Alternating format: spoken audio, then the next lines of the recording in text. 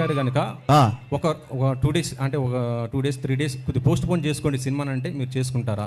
పూరి గారితో మీకున్న రిలేషన్ కంటే నాకున్న రిలేషన్ ఎక్కువ అండి. సో ఆయన కనుక ఒక విషయాన్ని కాల్ చేసి చెప్తున్నాడంటే అది పర్సనల్గా మా ఇద్దరి మధ్య అవుతుంది. ఆ కాల్ వచ్చింది 90% నాకు తెలిసిన ఆయన అలాంటి కాల్స్ చేయడు ఫస్ట్ ఆఫ్ ఆల్. సో మీరు చాలా బాగా ట్రై చేశారు.